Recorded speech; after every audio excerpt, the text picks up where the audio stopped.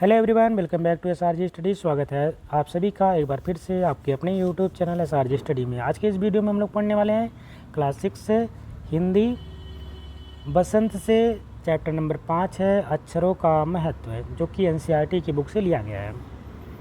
सबसे पहला प्रश्न आपके सामने है। प्रश्न नंबर 1 में पूछा जा रहा है, पाठ में ऐसा क्यों कहा गया है कि अक्षरों के साथ एक नए युग की शुरुआत हुई है। उत्तर में लिखेंगे आप लोग, अक्षरों के साथ एक नए युग की शुरुआत हुई है क्योंकि आदमी की अक्षरों की खोज से हम इतिहास को जान पाए हैं।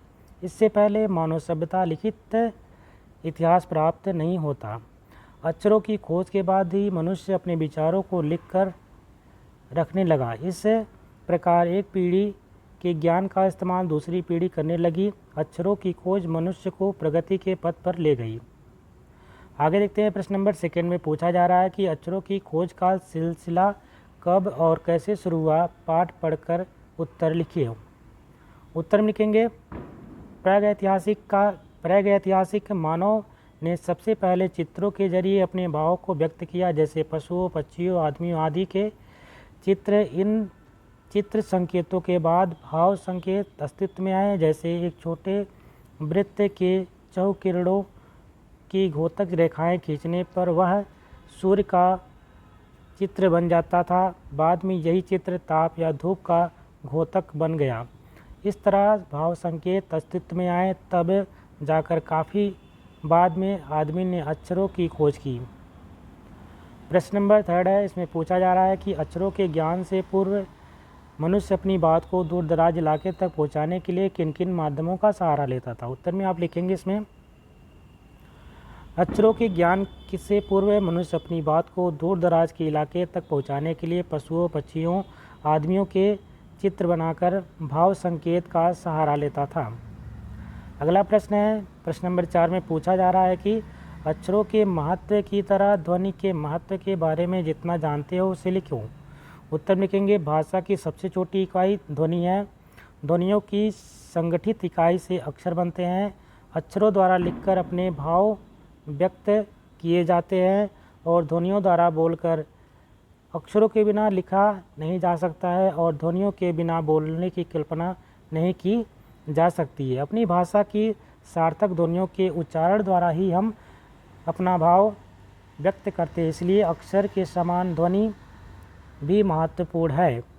आज के समय अक्षरों के बिना भाषा की कल्पना करना असंभव है, क्योंकि भाषा और अक्षर एक दूसरे के पूरक हैं। यदि मौखिक भाषा को लिखित रूप प्रदान किया जाए तो वह अस्थायी होगी, अन्यथा नहीं। आगे देखते हैं। प्रश्न नंबर नेक्स्ट है। प्रश्न नंबर 5 में पूछा जा रहा है, पुराने ज़माने में लोग यह क्यों सोचते थे कि अक्षर और भाषा की खोज ईश्वर ने की है। अनुमान लगाओ और बताओ। उत्तर में लिखेंगे आप लोग, पुराने ज़माने के लोग यह सोचते थे कि अक्षर और भाषा की खोज ईश्वर ने की थी, क्योंकि उनके पास इसका कोई इतिहास नहीं था। वे सोचते थे कि ईश्वर सर्वशक्तिमान है, जो भी कुछ कर सकता है, इसलिए इस धरती की प्रत्येक वस्तु उसी ने बनाई है। लोग जिस वस्तु के विषय में जानते नहीं थे उसे ईश्वर की देन मान लेते थे। प्रश्न नंबर 6 है, कल्पना करो यदि हमें अक्षर का ज्ञान ना होता तो क्या होता। उत्तर में लिखेंगे आप लोग, यदि हमें अक्षर का ज्ञान ना होता तो हम अपने इतिहास को नहीं जान पाते। दूसरा है, हम पुरानी पीढ़ी के ज्ञान से कुछ सीख नहीं पाते। और तीसरा पॉइंट लिखिएगा इसमें, हमारा विकास तेज़ी से ना हो पाता। प्रश्न नंबर अगला है भाषा की बात से। प्रश्न नंबर 7 में पूछ रहा है कि अनादिकाल में रेखांकित शब्द का अर्थ है जिसकी कोई शुरुआत या ना हो। नीचे दिए गए शब्द भी मूल शब्द के शुरू में कुछ जोड़ने से बने, इसे उपसर्ग कहते हैं। इन उपसर्गों को अलग करके लिखो और मूल शब्द को लिख करके उनका अर्थ समझो। जैसे कि यहाँ पे एक शब्द दे रखा है असफल। असफल में यहाँ पे उपसर्ग लगा है आ, और सफल यहाँ पे मूल शब्द है। उसी प्रकार से अदृश्य, अनुचित, अनावश्यक, अपरिचित, अनिच्छा।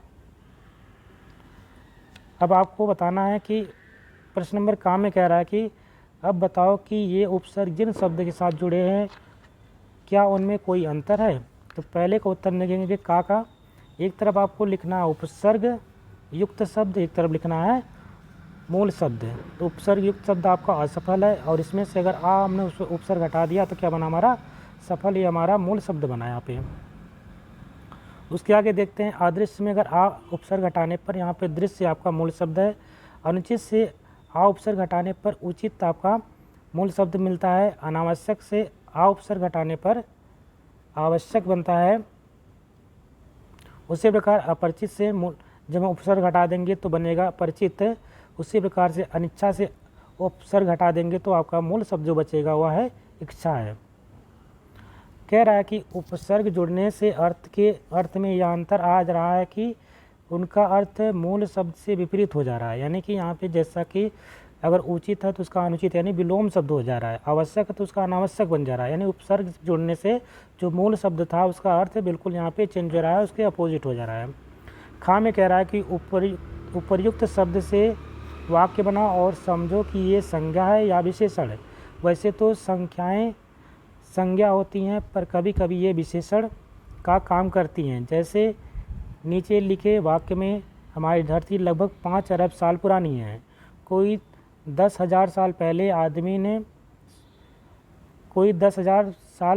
आदमी ने गाँव को बसाना शुरू किया। इन वाक्यों में रेखांकित अंश साल संज्ञा के बारे में विशेष जानकारी दे रहे हैं, इसलिए संख्यावाचक विशेषण है। संख्यावाचक विशेषण का इस्तेमाल उन्हीं चीज़ों के लिए होता है जिन्हें गिना जा सके, जैसे 4 संतरे, 5 बच्चे, 3 शहर आदि। पर यदि किसी चीज़ को गिना ना जा सके उसे उसके साथ संख्या वाले शब्द के अलावा माप तौल आदि के शब्द का इस्तेमाल किया जाता है। जैसे कि 3 जग पानी, 1 किलो जीरा। इसको तो आप गिन नहीं सकते हैं, इसको माप सकते हैं। यहाँ कह रहा है कि रेखांकित हिस्से परिमाणवाचक विशेषण हैं। जब जिसको हम नाप और तौल सकते हैं उसको हम क्या कहते हैं परिमाणवाचक विशेषण कहते हैं। जिसको हम गिन सकते हैं उसको हम संख्यावाचक विशेषण कहते हैं। क्योंकि अब आगे बोल रहा है कि क्योंकि इनका संबंध माप तौल से है। अब नीचे लिखे हुए को पढ़ो, खाली स्थान में बॉक्स में दिए गए माप तौल के उचित शब्द छांटकर लिखो।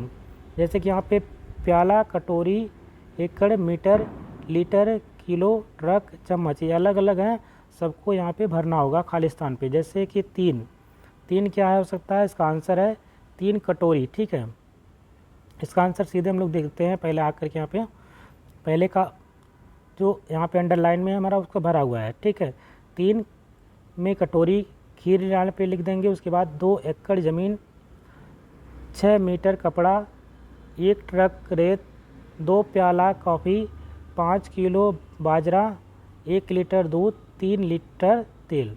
तो इस प्रकार से आप यहाँ पे इसको फिल कर सकते हैं। इसी के साथ ये चैप्टर भी कंप्लीट होता है। आशा करते हैं आपको वीडियो पसंद आई होगी। यदि वीडियो अच्छी लगी इसको लाइक करिएगा, शेयर करिएगा, और चैनल पे नए हैं तो चैनल को सब्सक्राइब भी कर लीजिएगा। मिलते हैं एक नए वीडियो में, तब तक के लिए नमस्कार, जय हिंद।